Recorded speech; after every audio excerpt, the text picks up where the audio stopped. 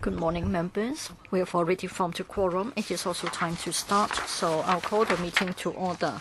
For today's agenda, there are 3 items for discussion. Prior to the meeting, paper ECI 2017-18-9, which is an information note, has been sent to members, setting out the latest changes in directorate establishment approved since 2002, as well as the changes to the directorate establishment in relation to the 3 discussion items. Just want to remind members that in relation to the discussion items today, if you have direct or indirect pecuniary interest, please, in accordance with the provision under Rule 83A of our Rules of Procedure, disclose the nature of the relevant interest before you speak. I would like to draw attention to the provision concerning voting in relation to Rule 84 of the Rules of Procedure concerning matters that you have direct pecuniary interest. Item 1. The Architectural Services Department proposed creation of 1 permanent post of Chief Landscape Architect D1 to head a new landscape division under the architectural branch in the Architectural Services Department upon approval by the Finance Committee to strengthen the provision of professional landscape architectural support to the department in handling landscape design and tree management planning matters. The administration on the 23rd of May 2017 consulted the views of the development panel of the LegCo. In attendance to answer our questions, we have Ms. Joey Lam, Deputy Secretary for Development Works, Ms. Deborah Koo, Head of Greening, Landscape and Tree Management Section from the Development Bureau. Also from the Development Bureau, we have Ms. Vina Wong, Head of Greening and Landscape Office. From the ASD, we have the Director, Mr. Leung Kun Ki, as well as Ms. Alice Yeung, the Assistant Director, Architectural. The Chairman of the Development Panel, Mr. Tommy Cheung, is not a member of this subcommittee, and he's also not able to make it today. So in accordance with the information prepared by the Secretary of the panel, I will set out briefly the main points discussed by the panel. On the 23rd of May 2017, the Development Panel had a discussion of this item at one of these meetings. Other than members of the Democratic Party and Mr. Shiu Ka-chun stating their opposition to this matter, other members were in support of referring the matter to the ESC. Some members have raised the following concerns and views. The administration should carry out a timely review of the manpower resources of the grade of landscape architects within the ASD. So still with project items or projects being constructed or planned involving a large amount of landscape elements. And secondly, the public resources should be spent on tree conservation and management rather than creating a directorate post so as to deal with the promotion of LAs. And there should be the creation of the post of arborists so as to take care of tree risk assessment and conservation. And admin has responded to the concerns. Does any member wish to speak? Anybody else? So 2, for the time being, 5 minutes each. Mr. Shiu Ka-chun. Thank you. 5 minutes. Yes, noted. After the 23rd May meeting, I'm grateful to the Bureau for taking time to communicate with me so as to let me know more about the issues. I'm grateful to the administration for adopting such an approach, but still today I would like to ask certain questions. In particular, Chair, you have already repeated the conservations we aired on that day, the reservations that we aired on that day. I think landscape and tree conservation may not be sort of pitched against each other. However, tree conservation is a very important point. For the idea of having an arborist, I think the professional can take care of the trees and also carry out timely and regular tree assessment, and we can save more trees. So I think it's a luxury to create a post of a Chief LA while we are not able to take care of the trees and conserve the trees. So that's my concern. And I just hope that the Bureau would give an answer. That is, I want to know about the developments since the 23rd of May. Moreover, after the 23rd May meeting, I've also talked to Edward Yu, a former LegCo member, as well as some professionals from the landscape sector. Well, in fact, they have a positive view about the proposed creation of the post. In particular, it means that landscape architects within the administration will have a better chance of development of their professionalism and will be given the steer. So they have positive views. So in a moment, if I can be convinced by the Bureau so that I'm satisfied that the grade of LA will become more professional and the city of Hong Kong will become better, then I will support the proposal. Could we take up the question? Ms. Lam. Thank you, Chair. Good morning, Mr. Xu. Well, I can't agree with you more. That is, landscape and tree management are closely related. Well, in fact, on the part of the administration, when it comes to tree conservation, we do attach a lot of importance. And therefore, under the Development Bureau, we do have the dedicated section taking care of landscape and tree management. We do come up with strategies and we do come up with guidelines to guide our daily work so as to enhance tree management. For trees in government venues, we do have a very systematic tree risk assessment system and also a mechanism to manage the trees. So whenever there are trees within their venues, government departments are tasked to inspect the trees regularly so that when a hazard is identified or if the trees have to be pruned, then they have to take action in a timely way. So, say, for example, trimming them and also addressing their problem of pests.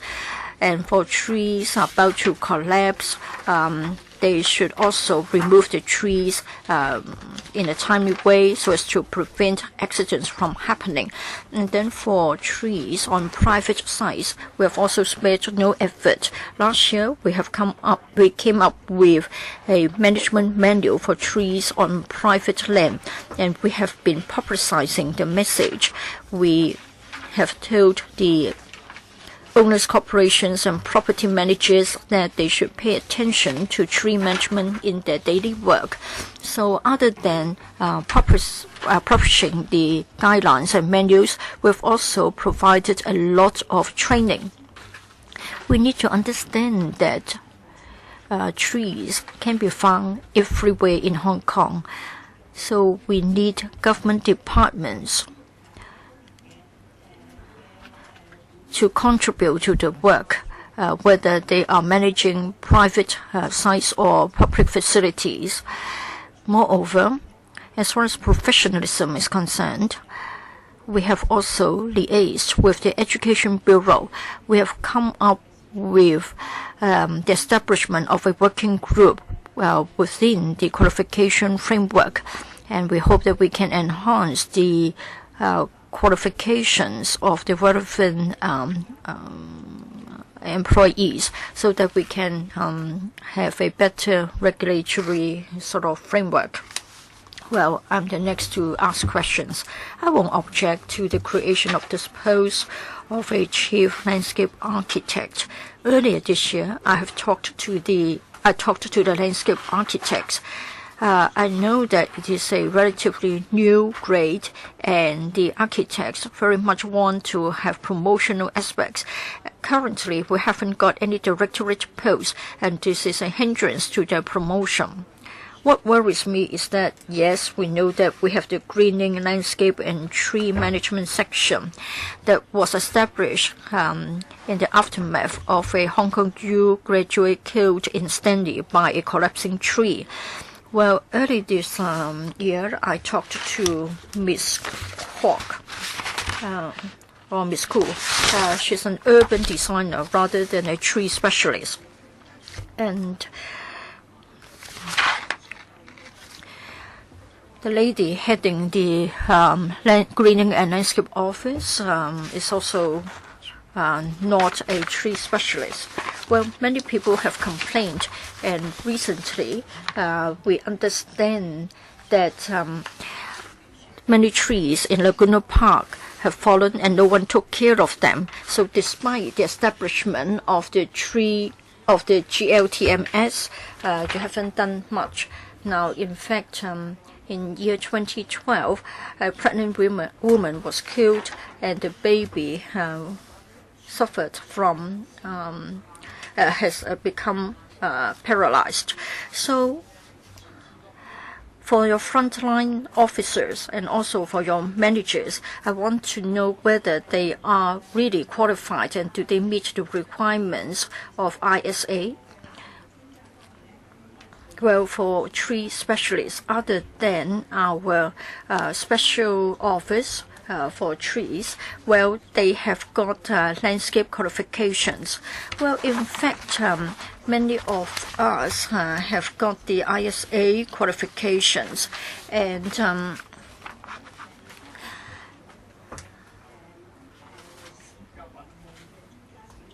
we have also got a special working group concerning urban forestry, and they can provide a lot of expert opinions to us. And recently in Tai Po, there was the case in which there were different views concerning how to deal with it. And we have also invited the relevant working group to help us. They went there and they sort of told us as to what they thought should be the best way to deal with it. So in fact, as I have said, trees can be found everywhere, and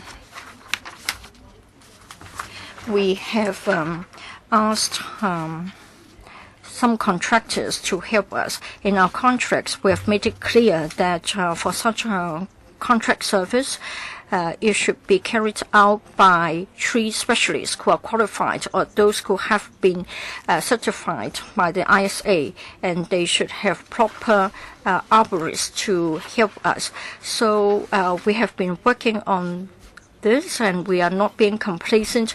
We are not saying that what we have been doing is adequate. So in terms of professional development and in terms of our own setup, say for example the TMO, our landscape architects, all of them have to be trained accordingly.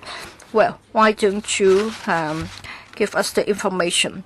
Well, you have the TMO under the GLTMS. How many of them are ISA certified? Up to which level? We've been told that even though some of them have been certified by ISA, but then only at a very junior level. And please tell us whether you're going to have a management grade for tree management. Well, just now, we talked about the Urban Forestry Advisory Panel. It's an advisory body. Well, they are merely advisors. They are not practitioners. Well, experts have told us that trees need soil. And then this means that yes, the landscape architects may put up with a lot of good landscape facilities, but then they use concrete. It's different from soil. Say, for example, when a tree collapses, it is to a surprise to find that the roots don't have anywhere to go. Now, Ms. Yong would like to move a motion under Rule 31A. A copy of her wording has been given to members. So 3 members would like to ask questions. Mr. Jeremy Tam, 5 minutes. May I ask that for this position, I don't see any qualification requirements. Can you elaborate? Thank you for Mr. Cham's question. This is a chief landscape architect. Therefore, it needs to have the professional qualifications of a LA. So let's say how many years of experience or other kind of qualification requirements. This is a new position that you plan to redeploy someone within the RHSD, or you plan to have through open recruitment.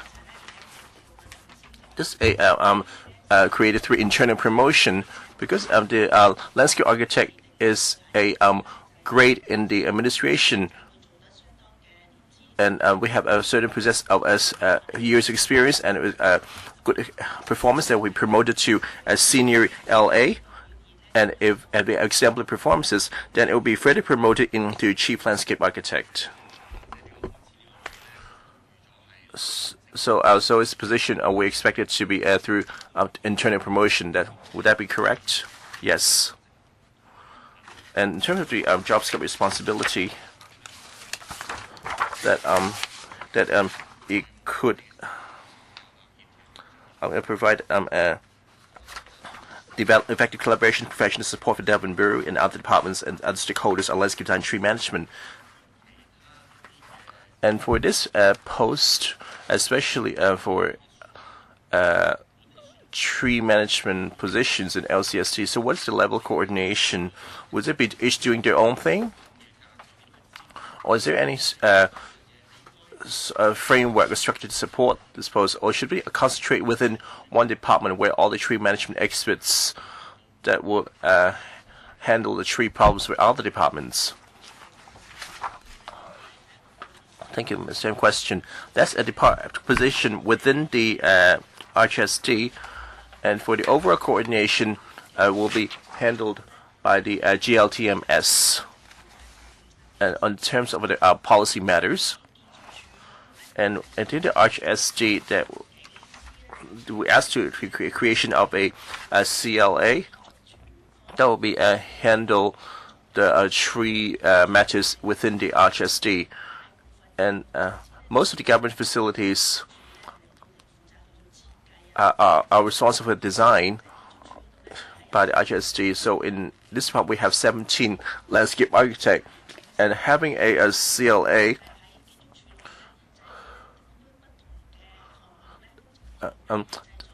They can in relation coordination and different government projects as well. So the CLA will be responsible for the design and so on. After the construction, would be handed over to other departments, and the other departments also have their own team for the routine tree maintenance. Yes, you're correct. So if anything happens, let's say the tree collapsing or tree deaths, would you have any reporting mechanism to see if there's any problem with the design? So I'm not asking for accountability. Is there some sort of mechanism in place? I wonder is such in place. Let's say in LCSD Park, let's say there is a number of trees that fell within a short period of time or decayed. Would the landscape architect responsible to review what was going on? Yes, such a mechanism is in place.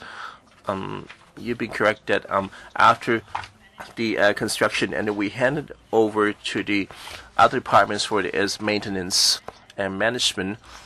And during the management and maintenance, maybe there's some problems with the design and construction stage, and our department and our bureau, and from time to time, would have a lot of exchanges. And if any problem occurred with the trees, we will conduct a careful analysis, and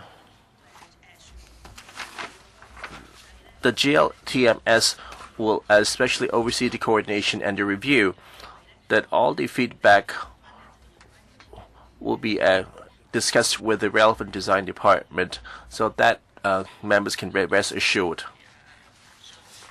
So let me read out the list of members who like to speak. Chen Chunying, Chen Chi, Ray Chan, Koh Wai Kang, Hui Chi Kang, Chen Chang, Jeremy Tam, and James Cho. Mr. Look, let's Chen Chunying first 5 minutes.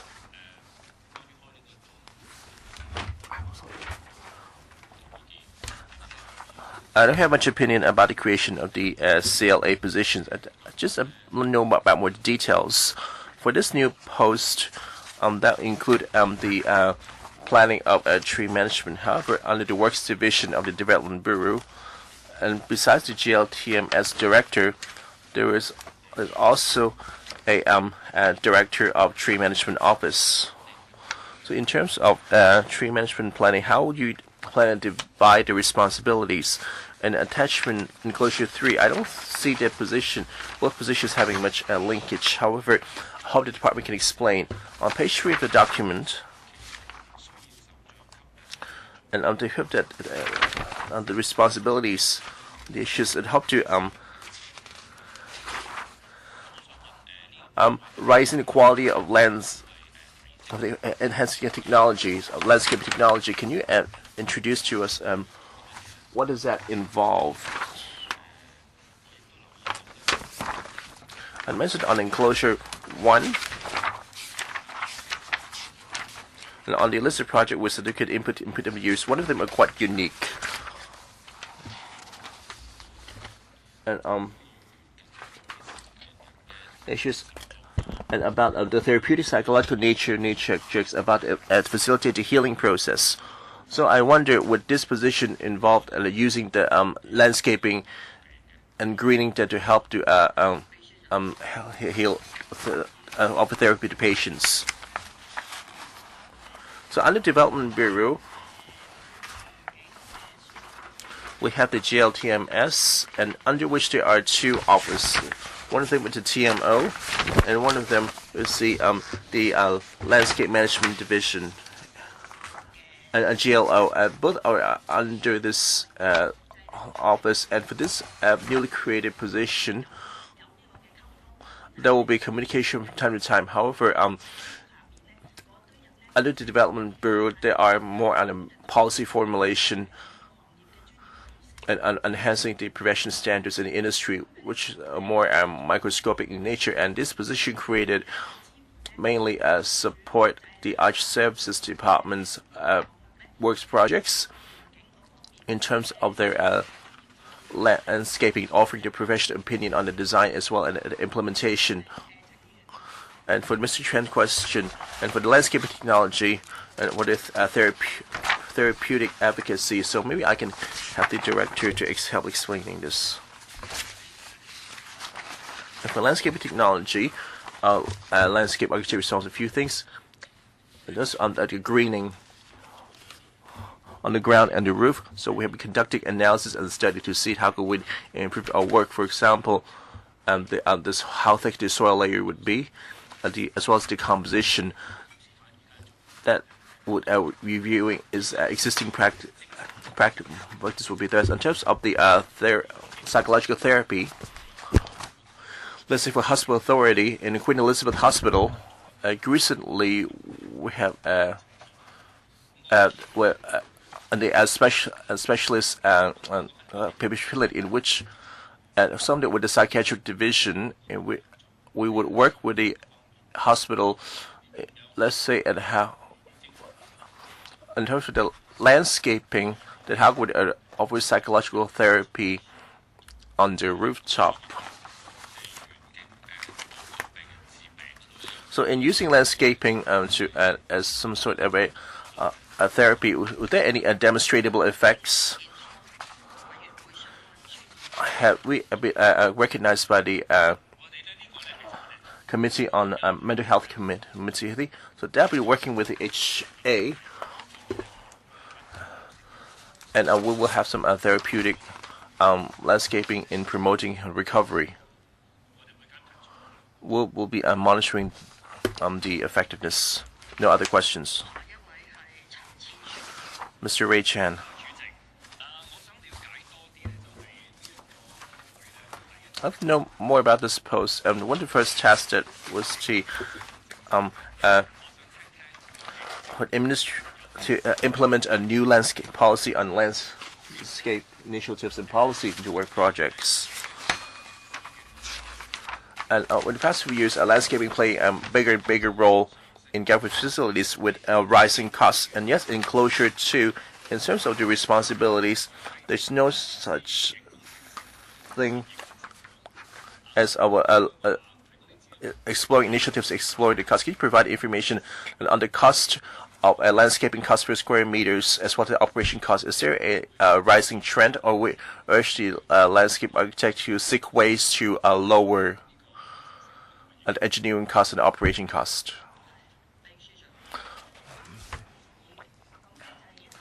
Ms. Joey, Executive Secretary, for the new landscape initiatives and policies, some of the trees will be planted at the wrong location. And we have new policies. It's not something we haven't done in the past. However, back then we haven't have a focused approach in advocating this. So we decided to need to have suitable plans for each location. And for example, as some tree roots are not unsuitable to put into pots, that led to any design flaw and led to the prone to collapse. And the new CLA will oversee such matters. And second, with the diversity of plants. And third, for the trees are they're all beautiful. However, if we're able to add more variety together, and first,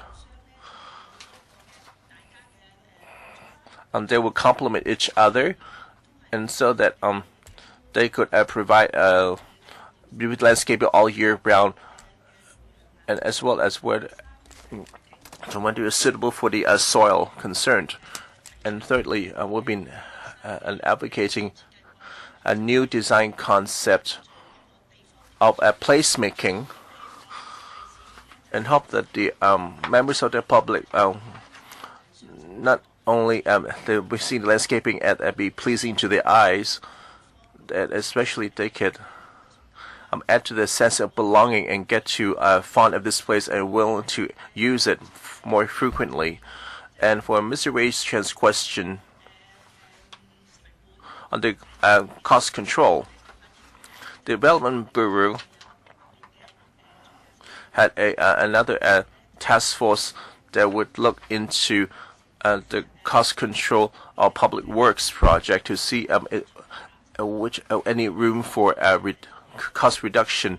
As for the CLA, in terms of cost control, as fall under the ambit, and however they probably won't scrutinize individual items. However, that will be one of the areas that we need to be concerned with. And on the diversity of vegetation in the government landscape, you would consider native species. For example, the government buildings for the landscaping.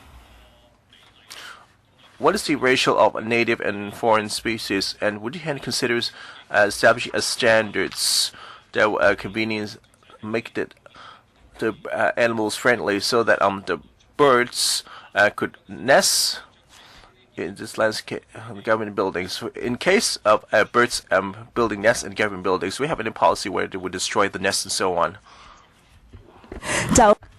Thank you, Mr. Chair. We won't advocate for the destruction of the bird nests.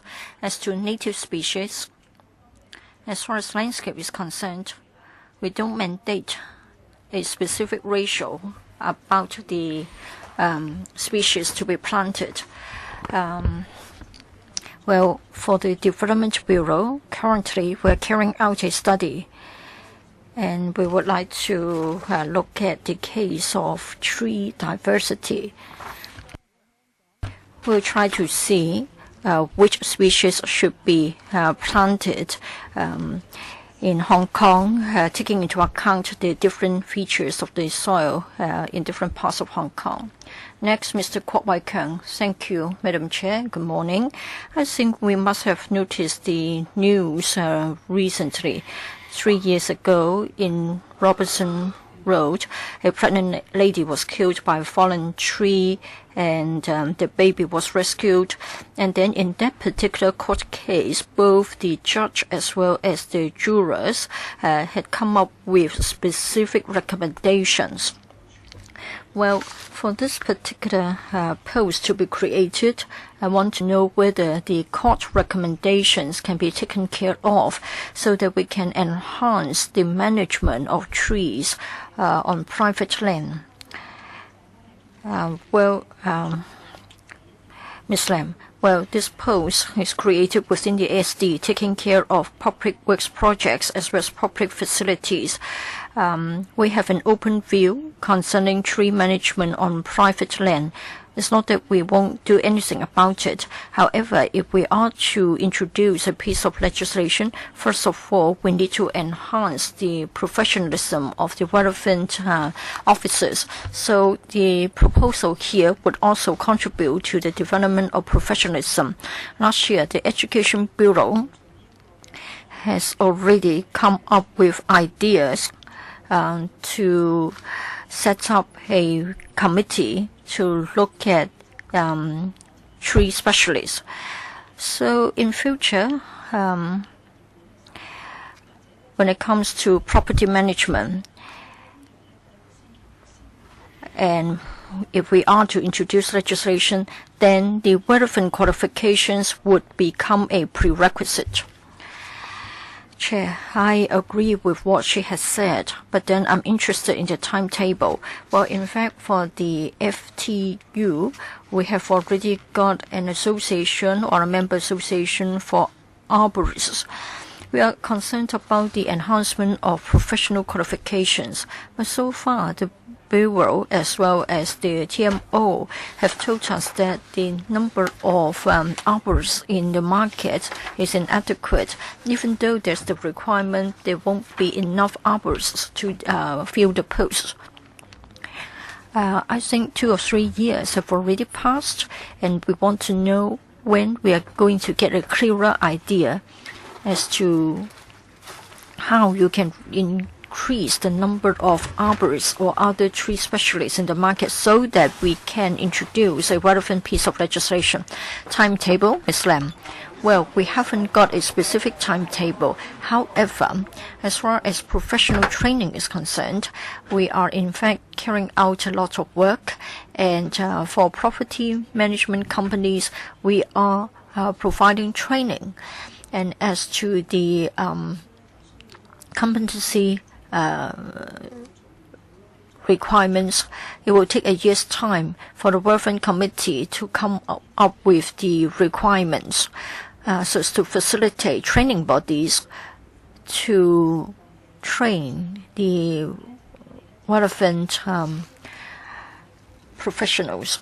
So first of all, for the skills specifications, we hope that end of next year we'll see them being completed, and following that we can enhance the training.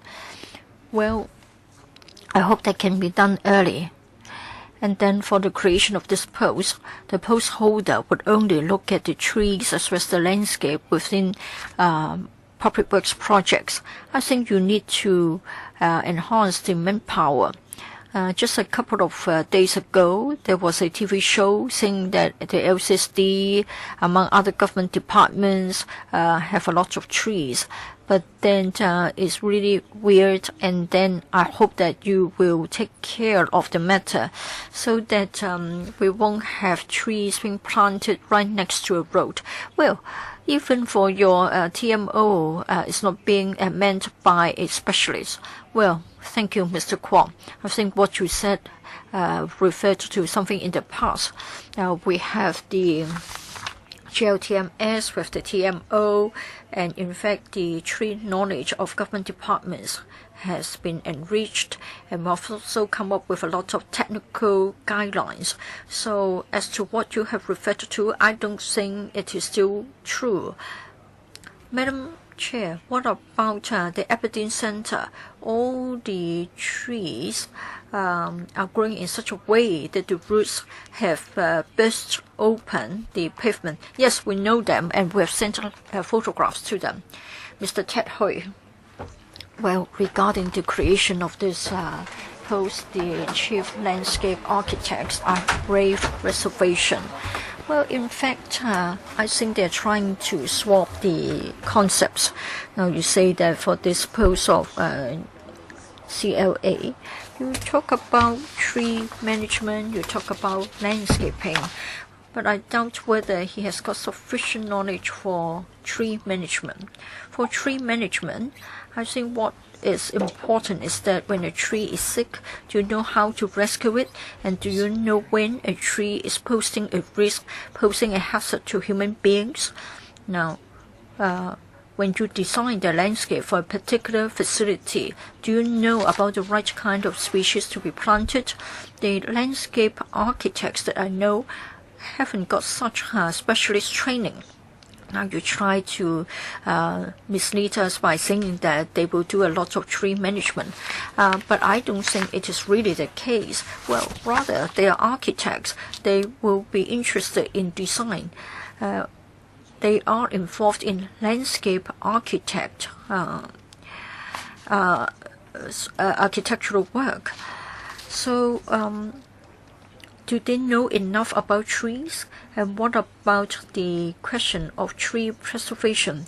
Do they have a sense of tree preservation, and do they have the knowledge?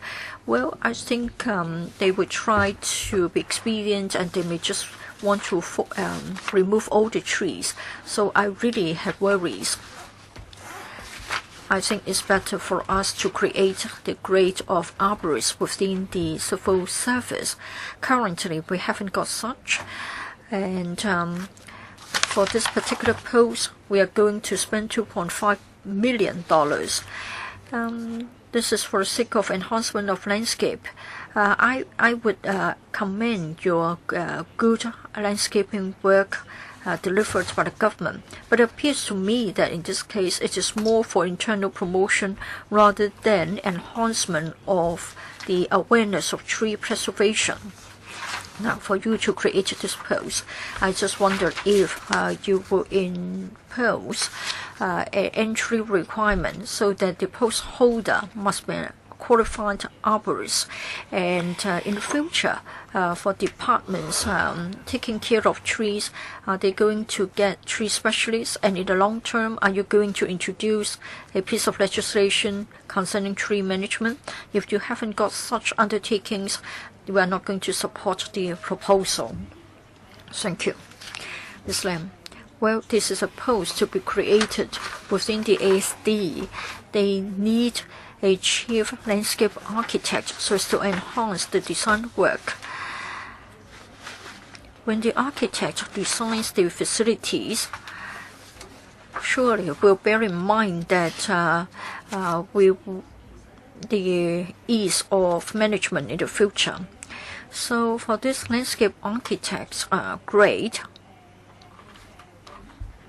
as far as entry requirements are concerned, we do ask for the candidates to have read certain modules concerning arboriculture. So landscape architects would have got such training, but do we need to have the specialist qualification? Well, for landscape architect, it's more about design and supervision, etc. But of course, they need to know about trees, like the life cycles of trees and what the trees need. So we do require such knowledge. But I don't think we want them to be holding the qualification of arborists. So we believe that the current requirements are adequate. We have already answered Mr. Kwok's question. That is, first of all, we have to be sure that there are sufficient candidates in the market to deliver the service. Currently, for the government, we have been relying on contracts, and we have included terms and conditions in the contract to say that we want to have better tree management. Well, Madam Chair, within the ASD, we may have stone wall trees, and then a tree may be sick, and then it may suffer from the brown root disease. Can the landscape architects know whether the tree can be saved? Well, maybe we will, in this case, make use of the expertise in the Development Bureau. We would also ask the Urban Forestry Advisory Panel to help if a tree suffers from brown root rot disease. Well, it isn't our philosophy that when a tree is sick, we will remove it. We will try to check which is the best way to deal with a tree which is sick. All right, point noted. Next, Ms. Ann Jang. Well, the Secretary has said that this is a case of internal promotion. For today's meeting, a lot of us have talked about other than the need to have a promotional post. Well, we do agree that landscaping has improved a lot in Hong Kong, in particular for public housing estates that have been newly completed. At the same time, many of us have talked about the question of tree management and preservation. Well, we have received a lot of complaints, like in the case of Yun Chao estate. We used to have a sort of corridor with a lot of bohenia trees. When the trees blossom, it is indeed a fantastic view. But in recent years, I think the trees are not flowering as much as in the past. I think it's a problem with the lack of fertilizing, a lack of sufficient care and watering. At the same time, in the case of Oilman Estate, again, we have the cotton, the kapok trees. For those suffering from respiratory disease, they are really bothered by the sort of the seeds and the cotton wool flying out from the trees. And then for Tat Long Estate, I know that there is a nursery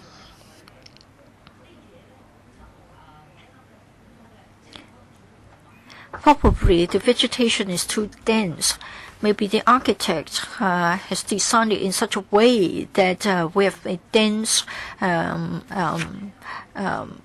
vegetation. However, they are all fighting for nutrients, and as a result, they have all died, and it becomes a wasteland, and then it becomes a rodent-infested ground. So you have this promotional post, but at the same time, you need to have more specialists or professionals.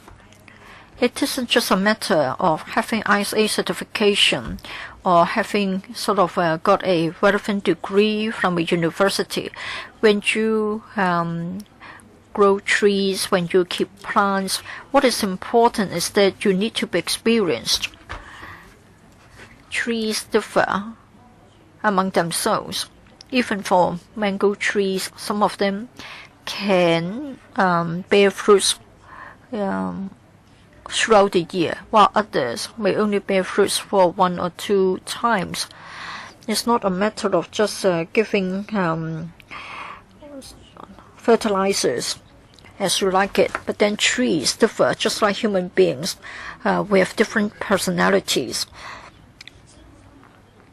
It's been said that we have got an urban forestry advisory panel. How many members on the panel, and what about the qualifications? Maybe Ms. Koo can answer the question. Yes, Ms. Koo, please.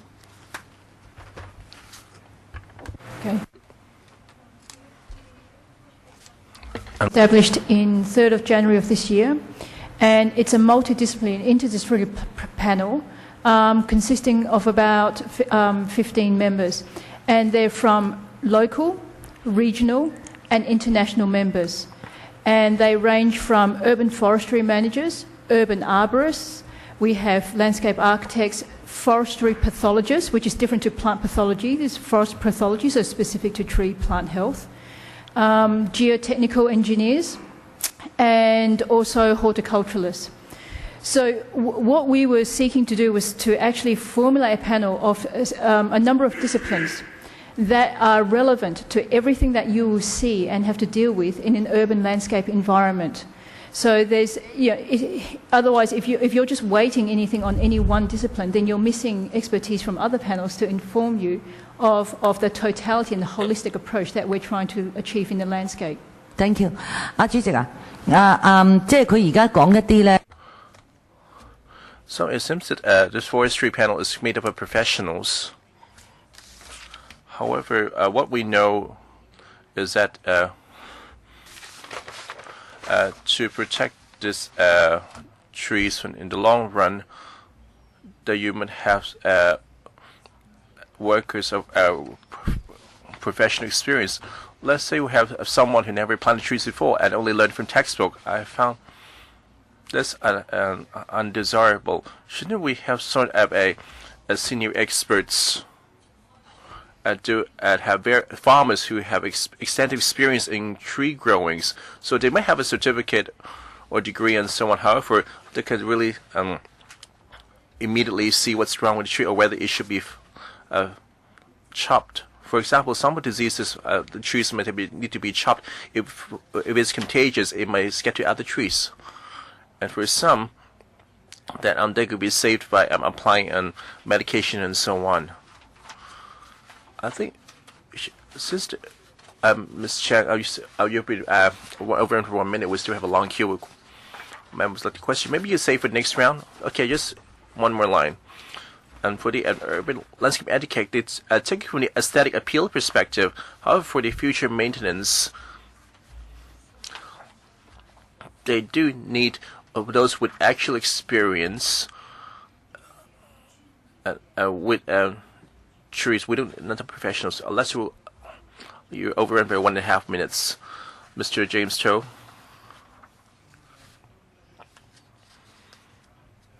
The government hoped to create a post to lead a new department. That the same would applicable to all departments. My policy is that I tend to be prudent to see if it is absolutely necessary. Was there any manpower shortfall of it for any special reason or a need of a certain expertise and so on. So, Chairman, after going through the documents, going back to paragraph 7, that claimed that the person would need to be a robust knowledge of landscape architecture from management implementation to proactively steer and ensure all the initiatives and policies mentioned are duly incorporated into the department's core function and provide strategic and clear directives. Of course, the person would have to be competent, otherwise he wouldn't be fit for the job. However, I found rather strange that after the creation of this post, that I need to strengthen communication of the landscape industry through high-level meetings with professional institutes as well as landscape profession in the private sector. My question is, for this, now we have yet created such posts, so you're not having communication with the landscape industry in the private sector, or you need a more senior position to strengthen communication. And those landscape professions in the private sector, from my observation, over the 2 decades or so, they have been very vocal and expressive with their opinions, and in view of unfortunate events.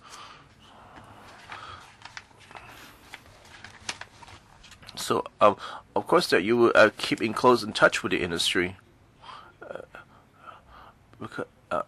because you will see whether their insights are valid. So, what I see is that you only do it after the creation of this post. Is that some sort of mentality that that posts have to have a senior position of the directorate level for people to really listen to you? Deputy Secretary, thank you, Ms. James To's question. And on the liaison, professional bodies have been close, long and after creation of this post in the RHSD, and for the other design matters, and as well as the project itself, would need to communicate with the professionals from a wide front. So I would defer to Mr. Cott. So we'll be communicating with the industry. However, that will be handled by other grade together with the landscape architect. I hope that after the creation of this directory post and leveraging on the professional knowledge, we can review on the work done on project design and implementation on an ongoing basis, and to share the experience with the sector. Chair, I wonder if you're willing to admit that for this new post, seriously, it's a professional grade. If you decide to promote it, that would sound rather strange. If the candidate itself was just a notch below directorate, and now that you need to create a position to promote it, that you will make a communication possible. From what I heard,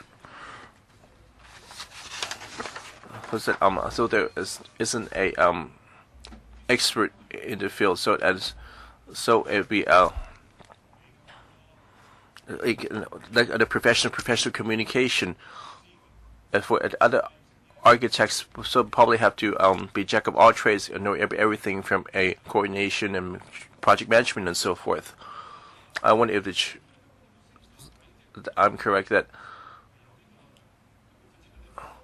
does that mean that even if you don't create his position, there's already one responsible for the communication? In this way, that would render this post necessary.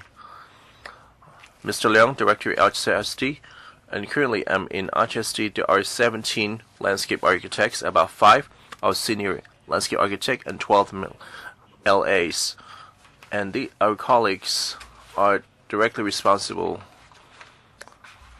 accountable to other grades. The LA responsible for the design and project management.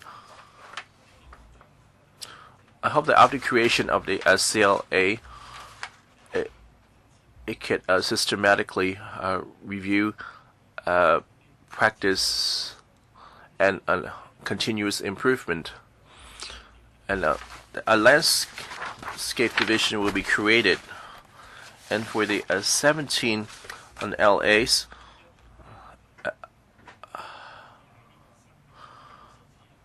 will be working under the new CLA, so that there will be a better coordination. Thank you, Chairman. Next, Mr. Kwang Chun Yu.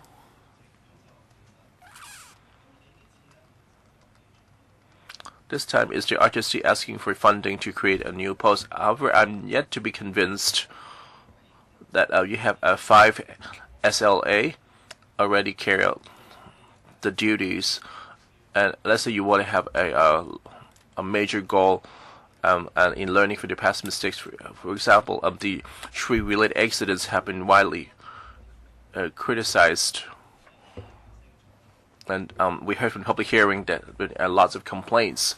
For example, we have concrete pouring over the roots, that's the LCSD, and for depleting the trees, and then at the expense of destroying the bird nest. And 2 months ago, there's a tree with one chai that was chopped by the contractor not complying with the guidelines, and there was no safety precautions.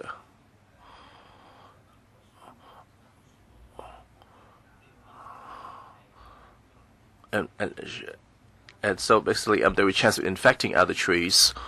So what I perceived as the tree management in Hong Kong have been riddled with problems. I see there are some individuals who are working very hard. That we understand. However, so where the problem stems from a lack of a comprehensive guidelines or legislation. So each department is just following their own, doing their own thing. And now that we're asking for the post of the creation of a CLA, my colleagues have asked whether the qualification as an arborist or at least have studied Wilson projects in the industry. An arborist is called a tree doctor. So instead of treating people, they're treating trees. So they try to save trees whenever it could, instead of making it nice. It's easy to make it nice, just to pave everything, plant new trees, have a nursery, and so on. But what's going on afterwards? So what's happened to the future maintenance? It's more than that. This CLA will be responsible for the sustainable development of the trees. However, from the major scope and duties, is this mainly a coordination role? Because now that we have 5 senior an LA for each district, or maybe need to consolidate new work, that is something done by the director. Why at this time creating of this CLA post, and how we don't really feel the need that to learn and rectify past mistakes? So at this stage, without this post of the CLA, what are shortcomings or things they're not able to cope? Can you tell us? Deputy Secretary, Mr. Leung of RHST. I explained earlier that we have 17 landscape architect colleagues, and they are mainly responsible for project design and management. And after creation of this CLA, we can learn from experience, like Mr. Kwong have said, and destroying nests while felling trees. And besides designing, in terms of the landscaping management and maintenance, it can play a coordinator role and aim for continuous improvement. So what could it be coordinated in the past? Can you not manage to talking to trees? What? Due to the manpower shortage, and most of the colleagues would spend most of their time on design and project management. So you hire someone is for work division. For me, it's just too abstract. The chief duties of this proposed post and work division was it roughly similar to the 5 SLAs? On paragraph 6, the proposed CLA, we list out the duties from 6A to F.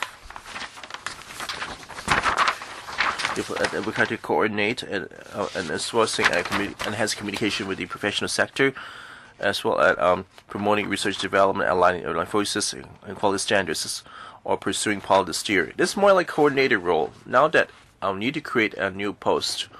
So whenever we ask to create a position, is there any ask for any new initiatives? And besides the coordination, you need to convince us that you have a vision. Just for coordination or division, so probably a delineation of work would achieve that. Mr. Wong Ting Kwong, thank you, Madam Chair. I think Mr. Kwong understands what is involved.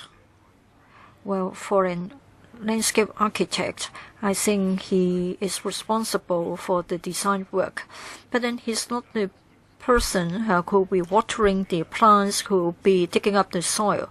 So for an architect, that's his job. Upon completion of the design, I think I want to know whether you have got a team of people to water the plants and to take care of the plants. I suppose you must have 2 different teams. Well, to be frank with you, for many housing estates, the design of the landscaping has much improved, and it is giving us an enjoyable environment. But what is more important is the maintenance.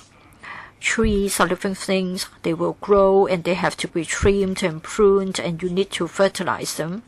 So you have to hand over the job to another team. But then, to be frank, I think they are not being very effective. And so we have incidents like tree collapsing, trees not growing well, management found to be inadequate, or trees being removed unnecessarily. So I just wonder if you should instead have a leader to take care of tree maintenance and tree preservation. Somebody that's been given the power to coordinate and to issue orders. Am I right to understand that this is what this post holder is going to do? Ms. Lam, Mr. Wong, you're right to say that for the ASD is responsible for the design work, and some government facilities come under the management of the ASD. So the landscape architect will oversee the tree management and landscape management of government buildings and government venues. As Mr. Wong has rightly pointed out, upon completion of the architectural input, the LSD will then take over the tree management or landscape management. We have the GLTMS, which is responsible for coordination. It provides guidelines to the departments. Departments have to follow the guidelines in overseeing the maintenance of trees.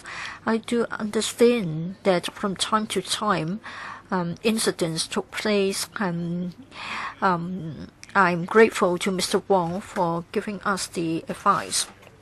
For landscape architects, they are architects. They are professionals, armed with professional knowledge. But just as what Mr. Kwong has said, for the arborists, well, they are people on the ground, and they gather the experience by working with the trees. Well, I think for your tree management, you haven't got somebody who is coordinating and giving steer to them. So I think you want somebody who has got actual experience, and that's why you want to have internal promotion. Is that the case?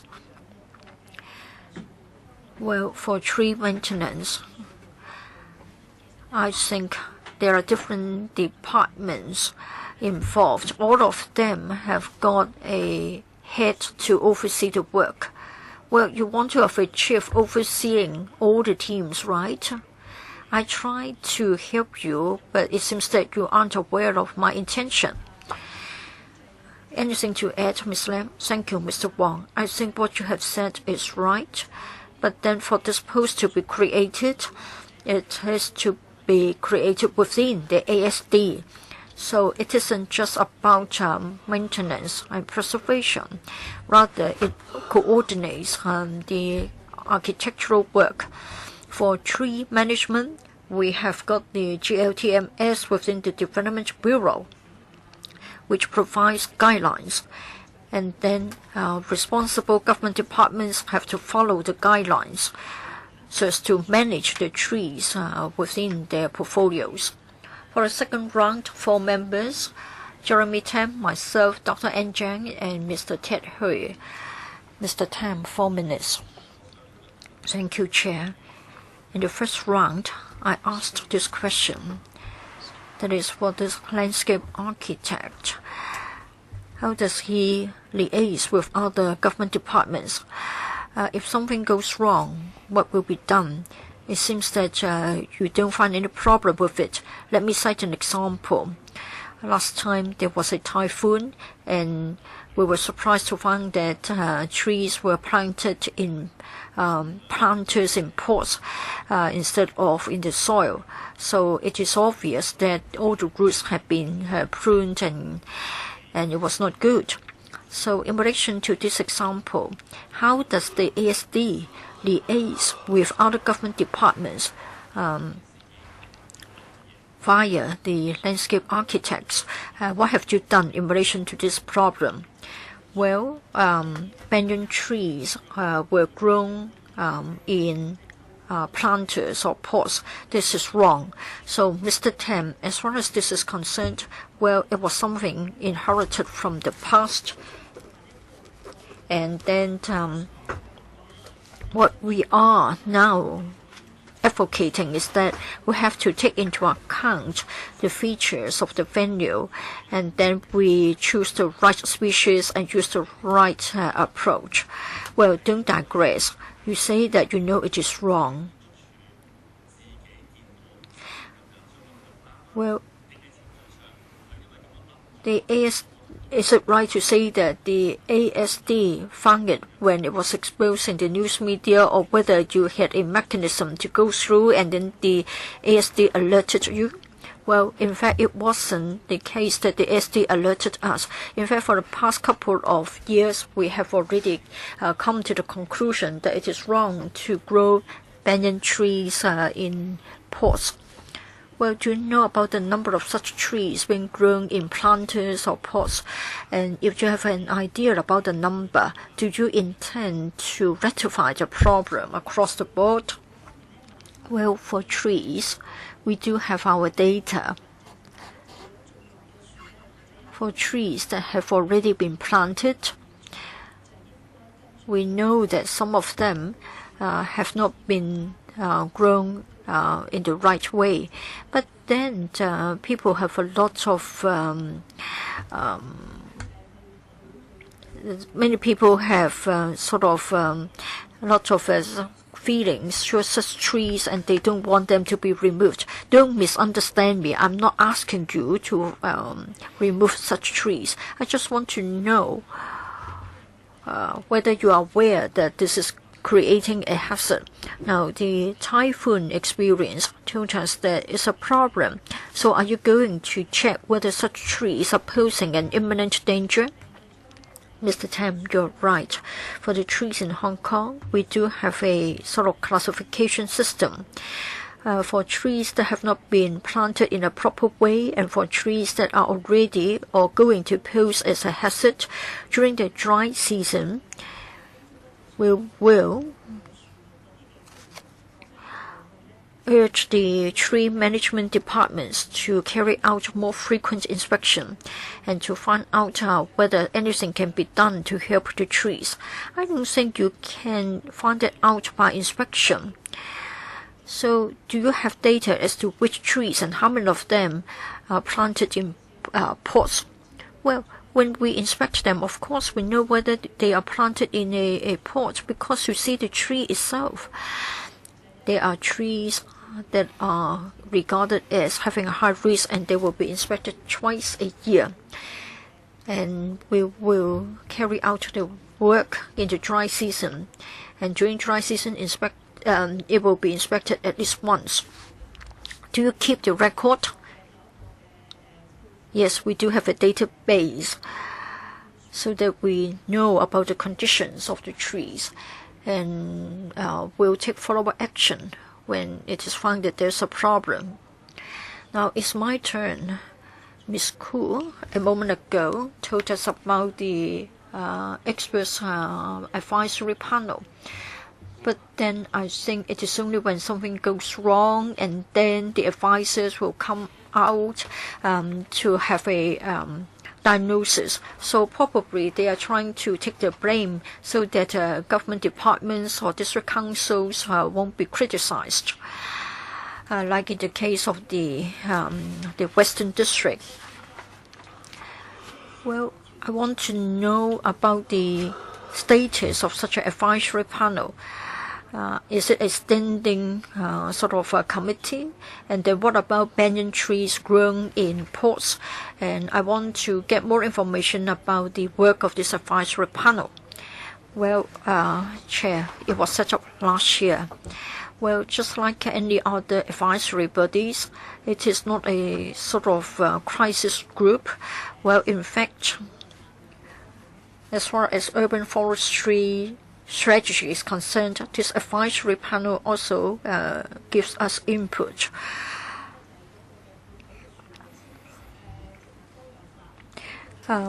We want to have a diversity of native species being sort of planted in the urban area. So they do provide such advice, which is sort of visionary. And then when there is anything special, we will try to get hold of the experts and we will seek their help. Can you give more information to us? Tell us exactly when the panel was set up, how many meetings have been called, and what have they achieved. Well, a few years ago, the tree collapsed in Robinson Road, and I asked the then Permanent Secretary, Mr. Y, and I asked for his advice as to whether the building management ordinance can be amended. Now, all the time the administration is saying that anything on private land cannot be sort of overseen by the government. Can we not amend the law so as to make sure that the owners' corporation will have a duty to take care of the trees as well? Well, at that time, Mr. White told me that it's useless because we would not have the resources. But that's the case 3 years ago. Now, you have got so many landscape architects, so many landscape specialists, but you haven't got tree specialists, and you haven't got a standing team for trees, and you haven't got a person providing leadership. So when are you going to do what I've referred to?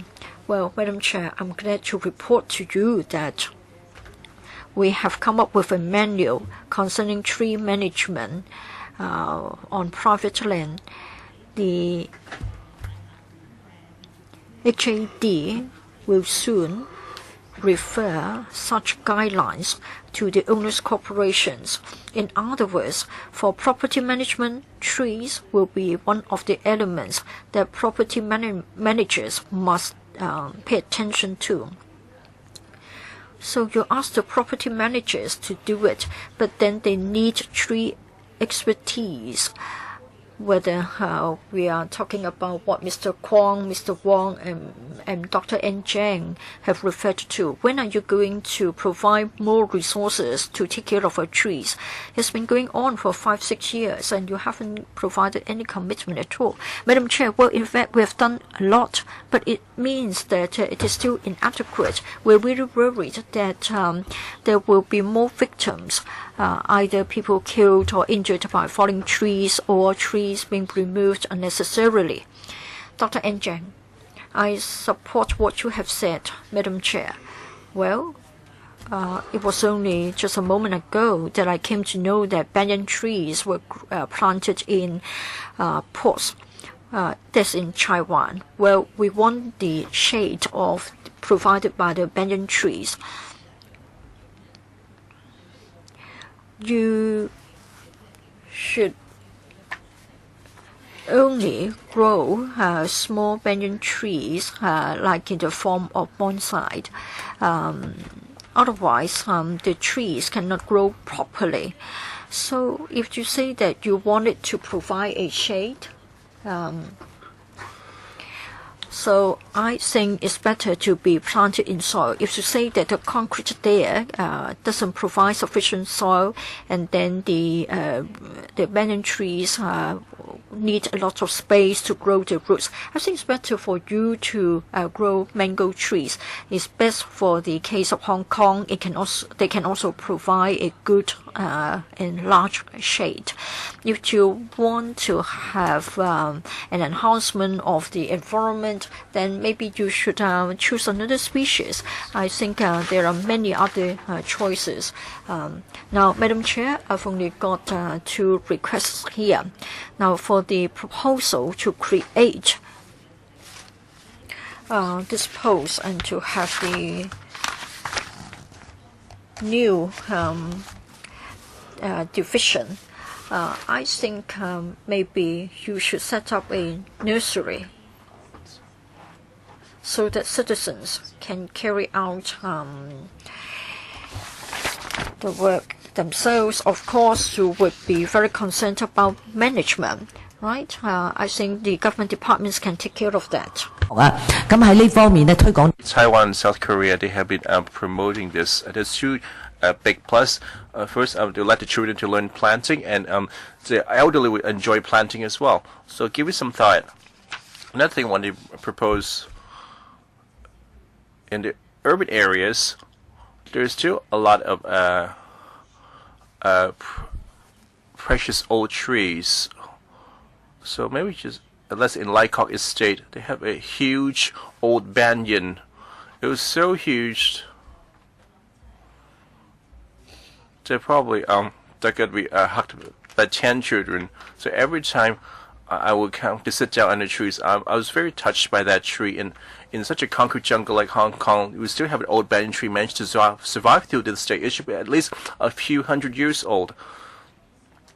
As for the exact age and when is it planted and so on, as for any stories behind it or any so on, could we set up a plaque or an information panel? I couldn't see anything. I think you should you respect this tree. It is there before we both come to this planet. So after we passed away, the tree will remain. So I think we should set up some sort of a panel to introduce this tree. Why is it there? How old is this tree? This is such a huge tree.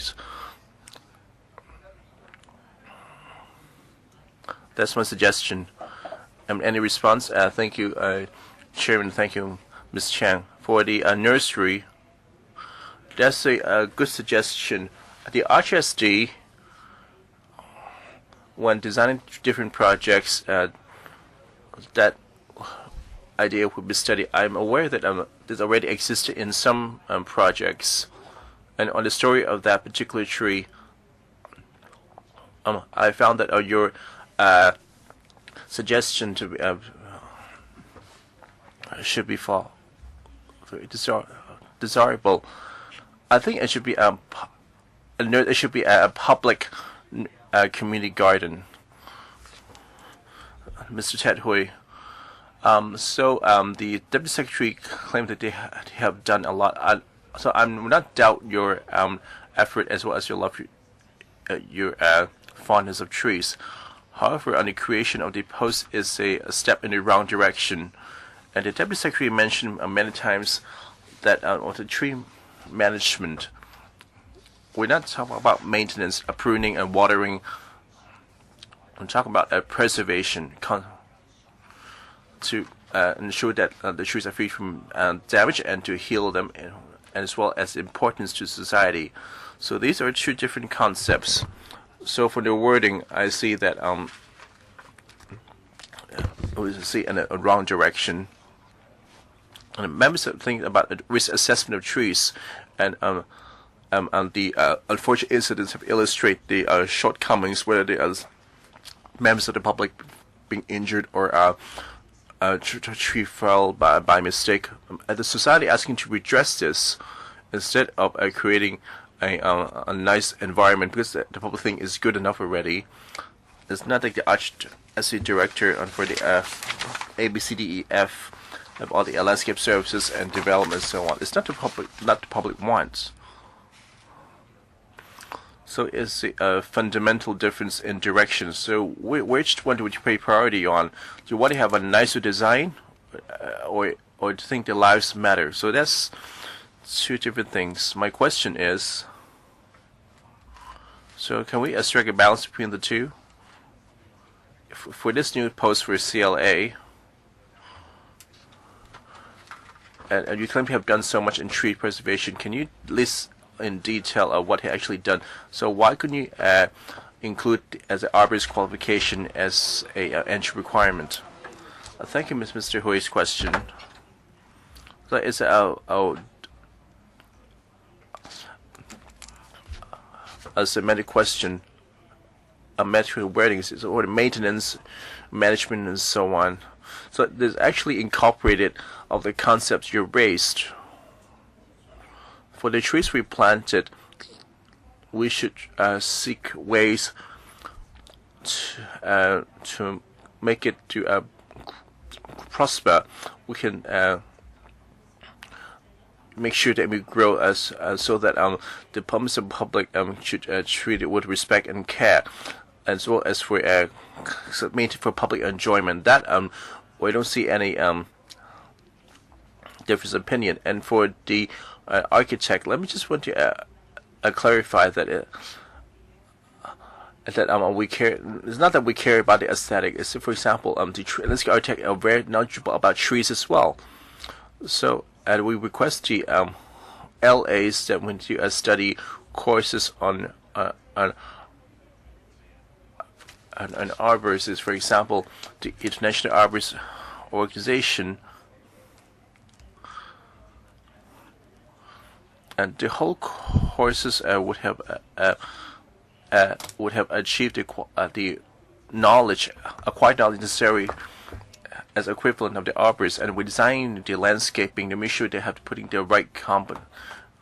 It's not care about aesthetic value. And after being completed, how would the trees be nurtured as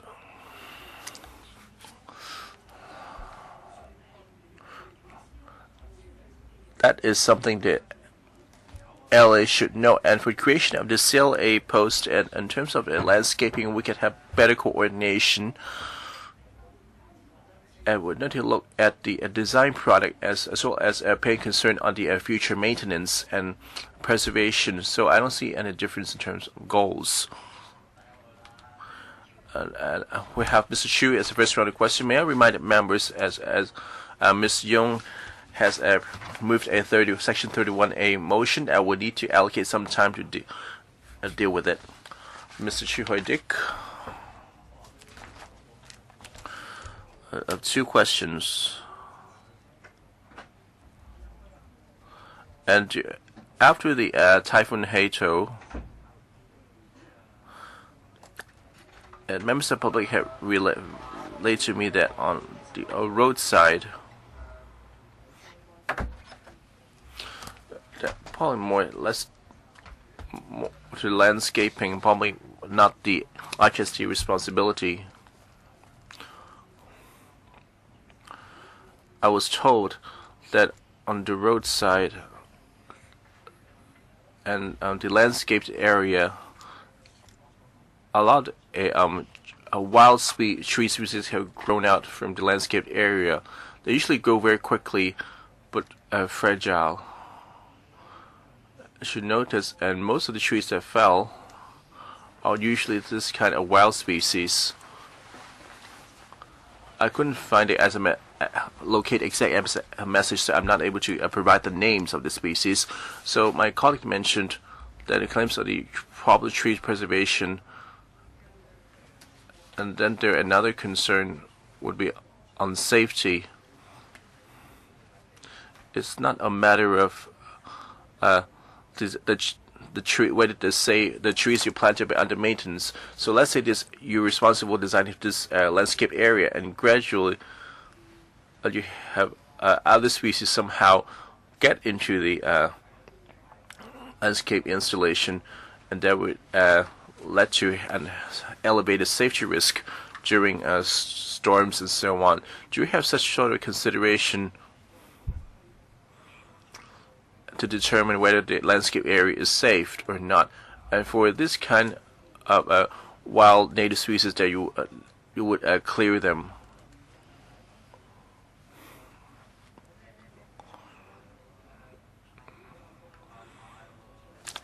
So the landscape architect tend to create something for aesthetic value, more and more for the eyes. So let's say Taipei, of the mayor, advocating about a city, a vegetable farm. Unless you're creating a park, you only build grow plants of aesthetic value. That in terms of diversity, as well as the closer interaction, I don't see Hong Kong have such measures. Maybe there are some vegetable farm in an urban area. However, that seems to fall under the scope of different policy by different department. I wonder if and for the government parks, would you consider of edible landscape or urban vegetable farms and so on? So and for the roadside, you have this wild species. And these species are actually harmful to our plants. And according to the guidelines, they will be removed.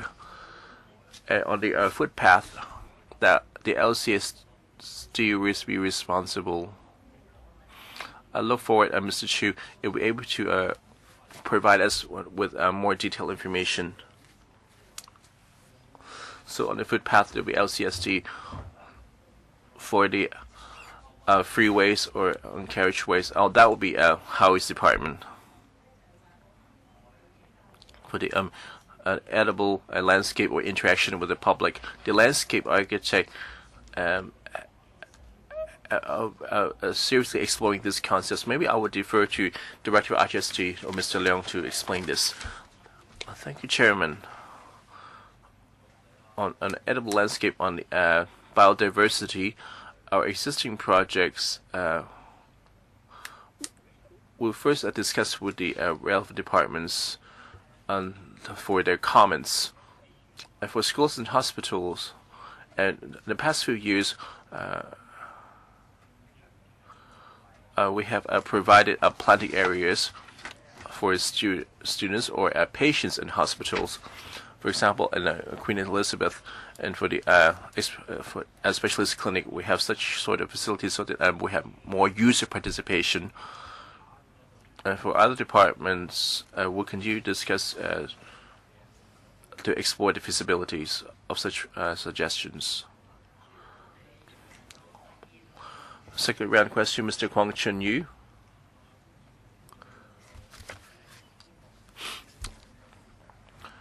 I'd like to use this time to speaking of trees, there are quite a spate of accidents, probably not the tree's fault every time. For example, like injuring passing bys, or maybe due to poor maintenance. Let's say the old trees, and someone decided that to remove them for no good reason. So probably this, you're not able to convince me to approve the creation of the CLA post. We need a complicated cause, as well having a vision, as well having a serious commitment. And it's not just a CLA. You had to propose how human and trees could coexist instead of a realignment of duties. Maybe Kwong Chun Yu will say, "Oh, you digress. I'm really looking for someone to bear some of the responsibilities." However, creating new positions, and it's not like that. We like to be water under the bridge. We like to think that how to make the trees in Hong Kong, that their lives could be protected.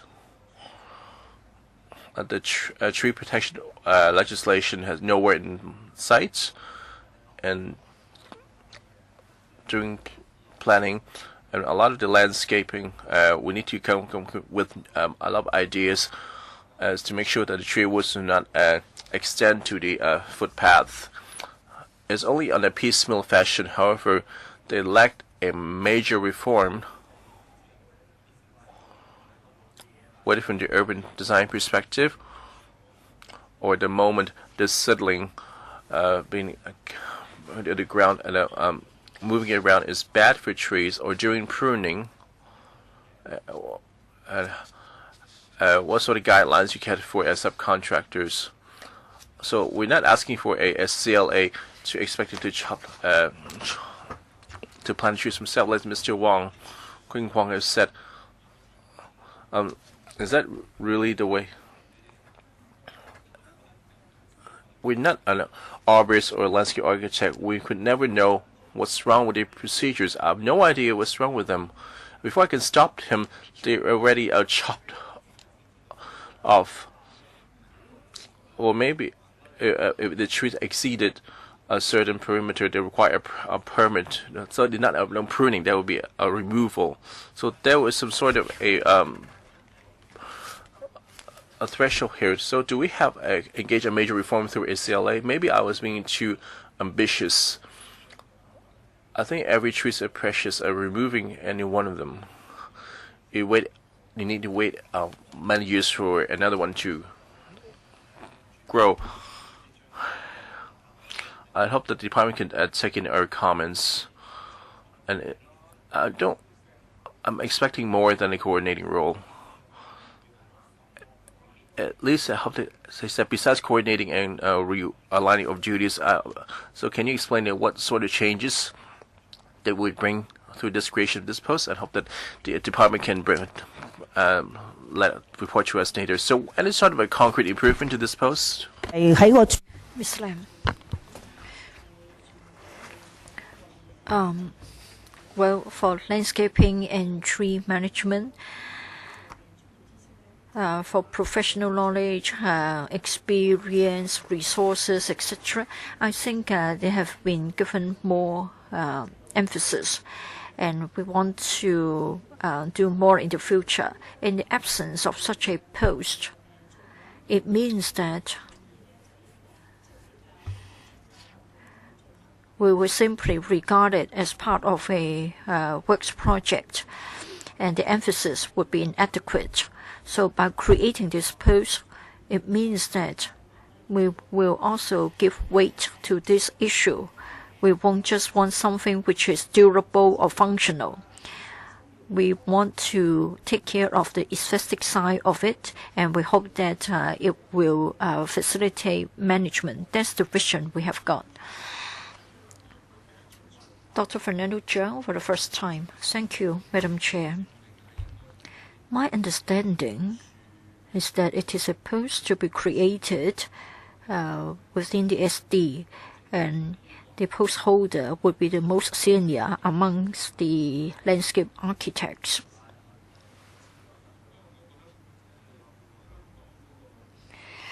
Well, to me, it is important to have greening efforts in Hong Kong. In particular, the population is aging. We have got 16–17% of the people who are aged 65 or more, and 20 years down the road, it will take up more than a quarter of our population. For the elderly population and for those who are having mobility impairment, I think greenery would have an impact on their quality of life. So we need to come up with a broader view. It has been said that yes, we do have a certain greening ratio, but then most of it is in the new territories. It's not really accessible to the elderly people as well as the disabled. In the urban area, the greening ratio is inadequate.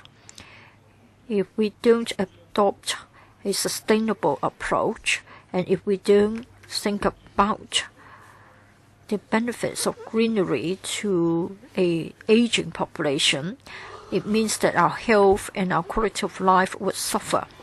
So I come to my question. Will the post holder take care of this side of the matter? And then for landscape design, well, in Chinese, 園藝 may imply a narrow scope, but then I just wonder whether you will bear in mind accessibility and whether you would also promote greening. Will the post holder help us to achieve that? Ms. Lam. Thank you, Dr. Zhang. Exactly. This is what we have been advocating and promoting, and we have been trying our best to implement such a policy. For urban greening, whenever we have a new lease for land, we'll usually impose a specific or a minimum greening ratio. We've also resorted to vertical greening and also rooftop greening so as to make sure that we have a higher greening ratio in the urban area, and it is also beneficial. It is nice to look at. And for the other facilities, I would like to defer to the director.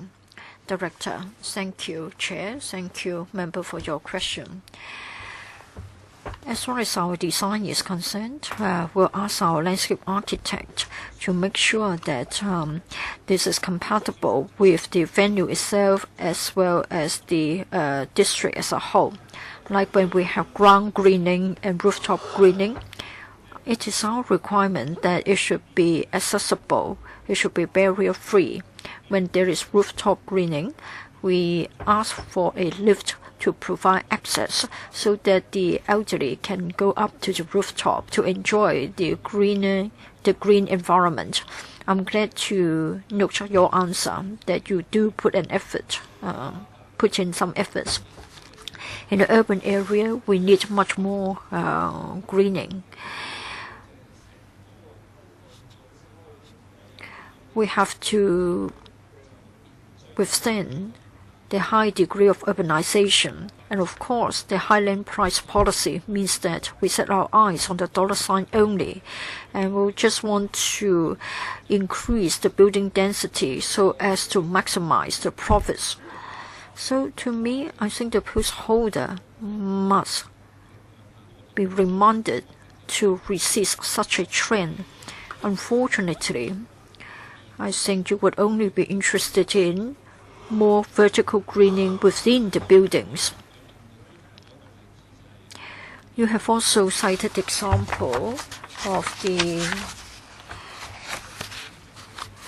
children's hospital, but very soon we are going to have the Kai Tak Hospital. It is a major facility. It will be best for the reputation of our patients if they can set their eyes on more greenery. Ms. Lam, it isn't just within buildings. In fact, we have got the waterfront promenade, and in fact, that's for public enjoyment in the urban area. We hope that citizens can visit such places, and then we also want to emphasize more greenery at such venues. Mr. Chu Hoidek, in the second round. Thank you, Chair. Just now, I have mentioned that whenever landscape work is involved, we need to pay attention to biodiversity, and we should also try the idea of edible landscape. And in this way, it means that we can allow for a greater degree of public participation. Madam Chair, if I may also talk about the following point. For our parks, you may have nice-looking landscaping arrangements as well as bonsais, but then it is not environmentally friendly. They may look nice, but in fact, this is the result of the use of a huge amount of chemicals, fertilizers. So what I want to say is that we need to change our mindset. Now, we like the idea of edible landscape. If the plants are to be edible, it is a different case from having something nice to look at. You will place more emphasis on safety. Now, if you're interested in nice landscaping only, it means that you will be spraying a lot of pesticides so as to kill all the pests. But then if you are interested in biodiversity, then you want to find out whether the other living things will be deterred by the presence of a huge amount of, say, pesticides. And that leads me to another question. That is the use of chemicals in landscaping work so as to kill the pests. Do you have an overall guiding principle to minimize the use of such chemicals so as to minimize the negative impacts on citizens as well as the workers? Now let me show you this photograph. Now it's a place outside the Exchange Square in the central. Workers do not put on any face masks when they spray the pesticide. So the landscaping work may be nice to look at, but I'm afraid you have forgotten about the harmful impacts. I agree that is the frontline supervision is inadequate. Could we take this question? For the chemicals, when we will certainly pay attention to the safety requirements. For the landscape architects, they will pay attention to the species to be chosen. As to the type of pesticides to be used, well, the government does have guidelines to be followed by all the contractors when they have to maintain the trees and the lawn. So surely they are safe to use. Madam Chair. Well, your whole idea is that the landscape is there to be seen. What I want to do is to enhance the safety standards. When it comes to food, we have got higher safety standards. Ms. Lim talked about guidelines, but I'm not sure whether the guidelines can ensure public safety. If you start to change your mind and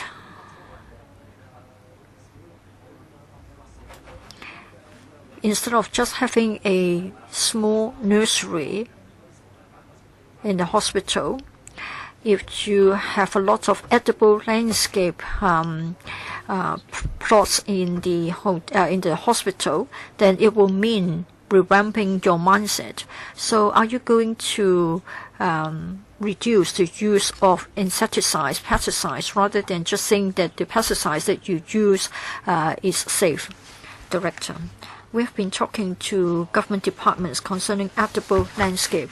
For the swimming pool at Area 107 at Tin Shui Wai, we are at the stage of this detailed design. We have talked to the LCSD and we are going to set aside a plot for edible landscape. Any other questions from other members? If not, then the third round from me. For me, and I don't need an answer from you, just want to express my concern. As I have said, I've talked to landscape architects early this year. They would very much want to have a directorate post within the SD. I don't object to the proposal before us, but then what worries us is that there will be more and more such posts. And I'm afraid this is being done at the expense of trees. More landscape, more concrete, everything is nice to look at, but trees don't get proper protection. So I hope the administration will understand this point. Please give us a timetable about better tree protection. Maybe you can get somebody from Guangzhou. It won't be expensive. Ask him to inspect all the trees in Hong Kong. So I think it's more practical to take greater care and better care of trees. Would you like to give an answer? Your concern is noted, and we do agree with you. That will be the direction that will be moving. Now it comes to the motion of Ms. Eunice Yong. Would you like to read it out? Yes, I would like to read it out once, and I would like to call for a division. In accordance with paragraph 31A of the procedures of the ESC, I move that the subcommittee urges the administration to create a permanent post of a chief LA under the ASD, while at the same time provide more resources so as to engage tree specialists with professional knowledge to head the tree management office and set up a professionally knowledgeable tree management team to make sure that they meet the requirements of the International Society of Arboriculture so as to enhance the tree management standards in Hong Kong and prevent accidents in which falling trees would kill people. Now, I put a question to you, that is whether we are going to handle the motion moved by Ms. Yong in accordance with 31A of the ESC procedures, whether we should handle his deal with his motion. No one objects, then we can deal with it. Well, the ESC has already agreed to process his motion. So first of all, I give the floor to Ms. Yong. Other members may also speak once and 3 minutes each. After all members who would like to speak have spoken, I will invite the administration to reply, and then finally the mover can have a minute to give a reply, and then the matter will be put to the vote. So, Ms. Young, you can briefly explain why you want to move such a motion. And today we see administration mention about the issues about tree management, and I think the members are aware of where the problem lies. Even though we have a director of a tree management office, we don't know the exact workings in the office. Do the would allocate enough resources for the tree management department to handle all these cases? And we see a lot of tragedies, falling trees injuring pedestrians or inadequate maintenance. I hope that the government could address this squarely, this inadequacy, that what sort of measures that could be deployed to enhance the level standards of tree management, because I see too many problems occur and too many trees not afforded the proper respect or planted at the wrong locations or in the wrong environment. We felt this unfair to the trees and pose safety hazard to the public. I hope that the government could address this. Maybe allocate more resources. Any other member would like to speak? Mr. Chu?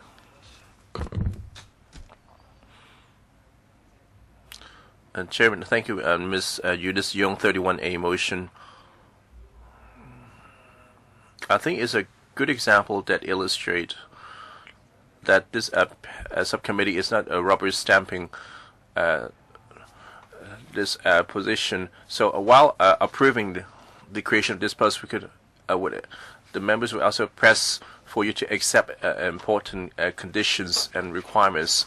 I agree with the Ms. Eunice Young's direction.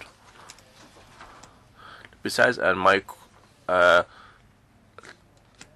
concern raised in my questions, we hope that this is a position within the RHSD.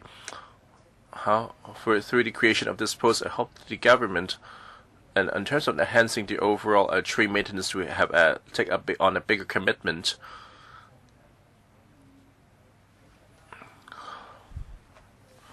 We hope that working harder on enhancing professional standards.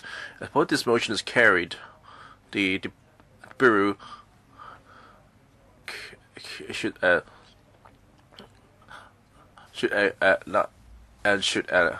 keep in mind the bigger picture instead of just getting your position created. Any other members like to speak? Dr. Finan Cheung. I support Ms. Young's motion. So I think tree management is important. Besides the prevention of tragedies and the public safety, and for the healthy development of Hong Kong trees and greening, I had mentioned besides creating this post, to need to take a look at the development of greening in Hong Kong, especially with our society aging. We're not talking about material development. We need to talk about society development. So besides being sustainable, accessibility matters as well. can he achieve a barrier-free access? In some academic articles, I see they have identified like several different directions. Let's say a landscape fragmentation index described the accessibility of the green areas. Even for new territories, we have more green areas. They're not readily accessible. And these we have to retrofit with some facilities. Let's say access barrier-free passageway, or the distribution of these greening areas, or the accessibility of individual sites is unimportant. But I hope this CLA will not deploy only the visual and the material perspective, and also would take reference from the human perspective. It's not the human urban areas where we have a shortage of greening areas. I hope that could be developed. So Ted Hui, who wishes to speak, however, is not a member of this panel. He would not able to speak nor vote. And Mr. Hu can speak. Mr. Hu Shiwei.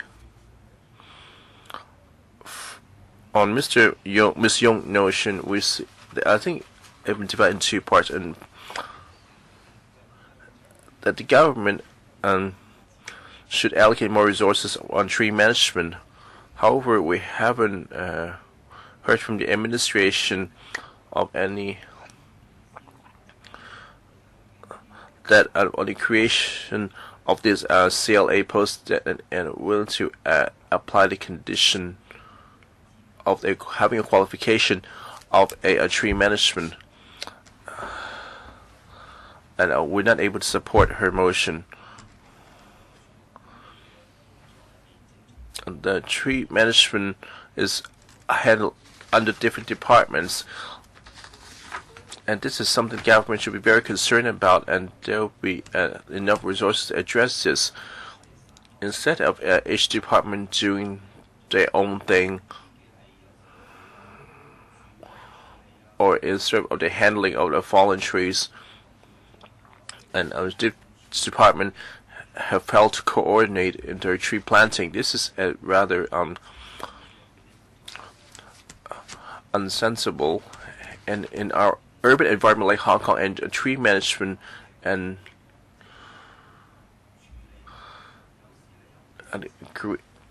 greening seems to be inconsistent. And the greening is usually merely the planting of seasonal species, and those on the railings, on the lamppost, and those climbers have led also become an urban eyesore. I think I think a sufficient qualification is really important to do with it. I hope the government can promise that this CLA position should possess a arborist qualification.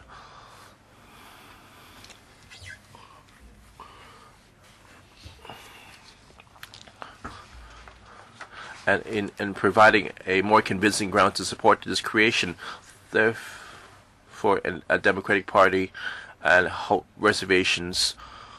Therefore, we're not able to support Ms. Yong's motion. We only have 5 minutes left. Shall we extend the meeting by 15 minutes to deal with Ms. Yong's motion, as well as the motion to creation this pass? Extension for 15 minutes. No objections. So, Dr. Kwok Kak-Hule. As I listen along, we're not against the creation of this CLA post. However, the administration never had any commitment on tree management and tree preservation and greening. That's where the problem is. The tree management is not led by the expert, and we see a lot of trees felled by tragedies, and let alone tragedies where on Robinson Road and Stanleyans. And the administration had always reacted belatedly. As for this 2-hour discussion for the creation of this post, I couldn't see the administration could understand the members' views and she kept on reiterating that this created this position for me and will take care of it later. And I welcome the motion welcomed by motion 31A motion by the pro-establishment camp, especially Paul Chan. Now the SFC and going to install some directives to restrict the members' right to scrutinize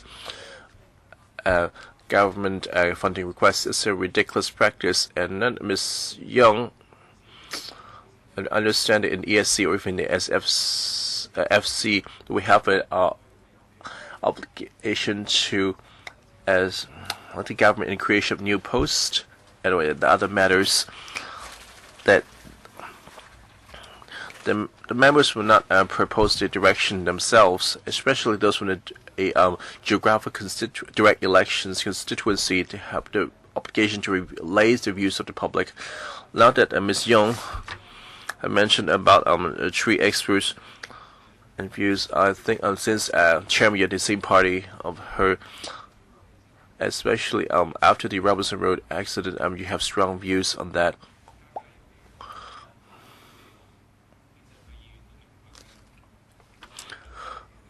The establishment members understand, regardless of your political affiliation, that we need sure that we keep the government on track through the Legislative Council. If the creation of this post could not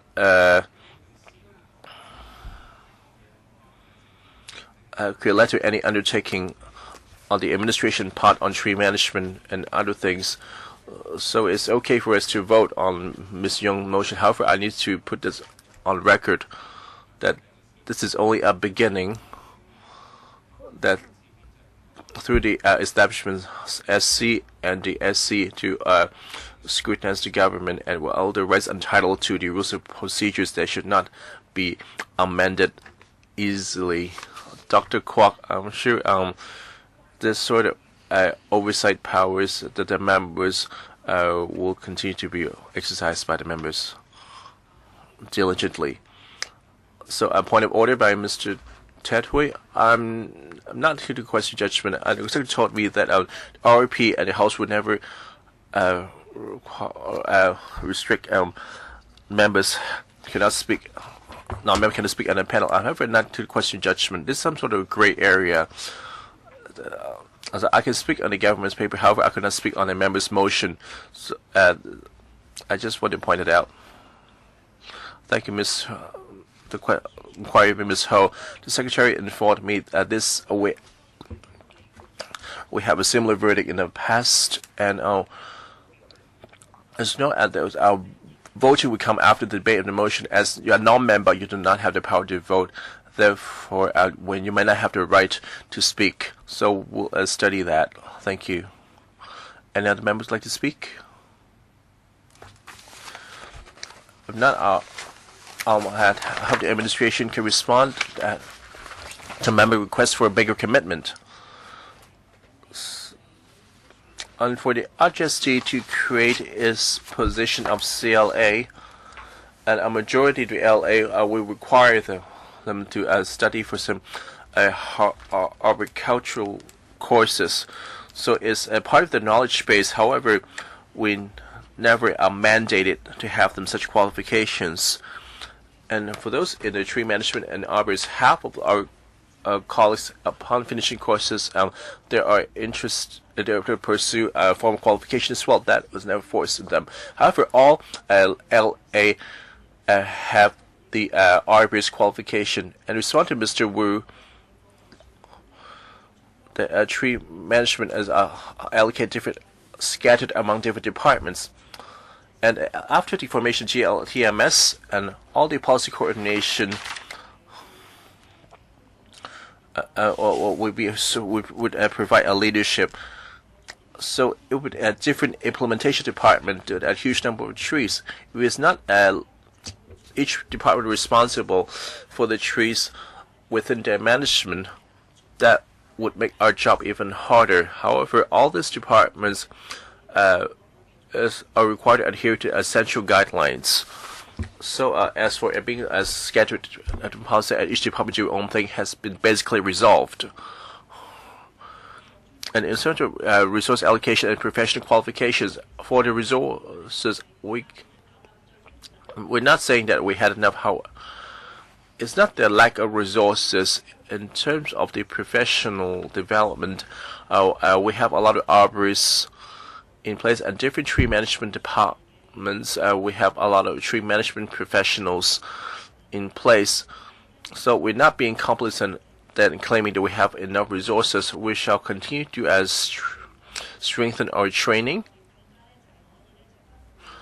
and not to let the public down. So we do serious about our commitment. So whenever we see trees are being at risk, we will try to think up of even better ways. For example, using more advanced technology to prevent tragedies from occurring. That I can assure the members and the government is serious on this. Ms. Young, would you like to give a reply? You have a minute's time. Yes, I would like to sum up what has been said. Most members who have spoken are in support of my motion. I've got the reply from the administration. We want to give you more resources. We aren't merely criticizing you. Of course, there's always room for improvement. A lot has happened. We want to reduce or even eliminate the number of accidents and tragedies. What we want to do is to make sure that your professionalism will be enhanced. We want to make sure that your tree specialists, your arborists are up to international standards. We know that resources are inadequate. In year 2016, the Ombudsman has said that who suffer from lack of resources. So we would like to give you more resources. At the same time, we hope that your officers will also get the relevant training. Now, Ms. Young has asked for a division to be called. The bell will be rung for 5 minutes.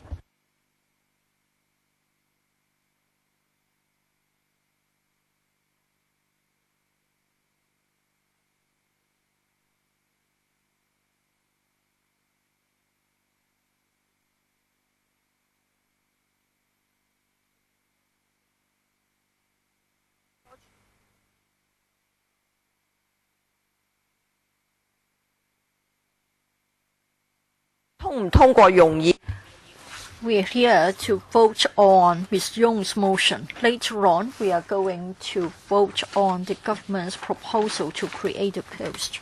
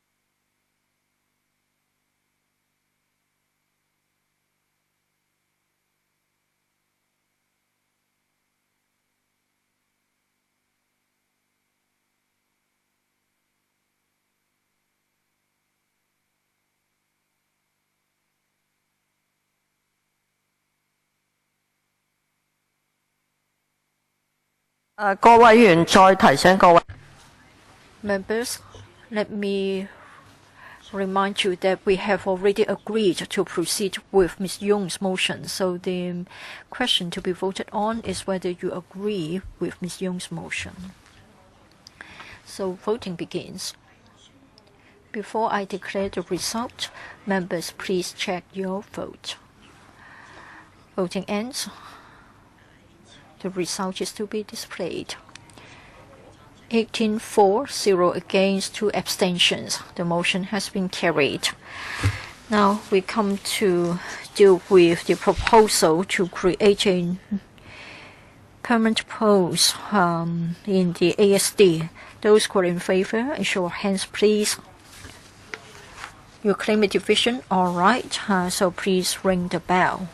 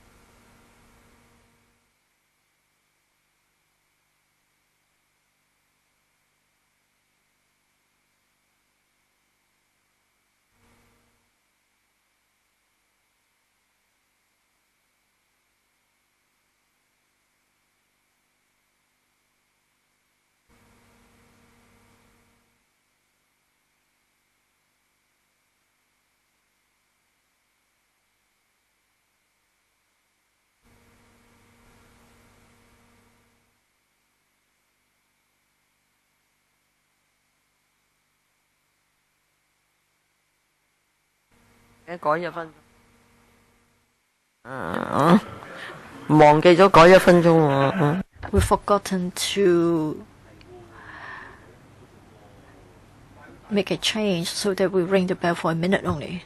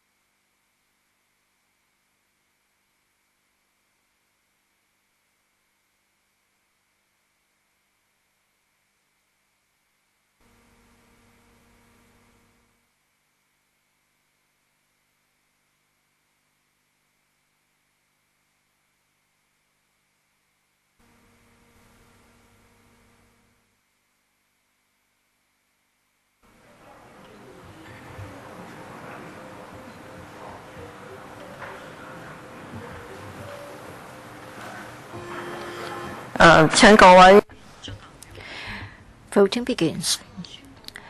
Before I declare the result, members, please check your vote. Voting ends. The result is 26 for, 2 against. The question has been approved. Does any member ask for the matter to be voted on separately at a FC meeting later on? Just want to remind members that the next meeting will be held on the 22nd of November between 8:30 and 10:30 a.m. Thank you.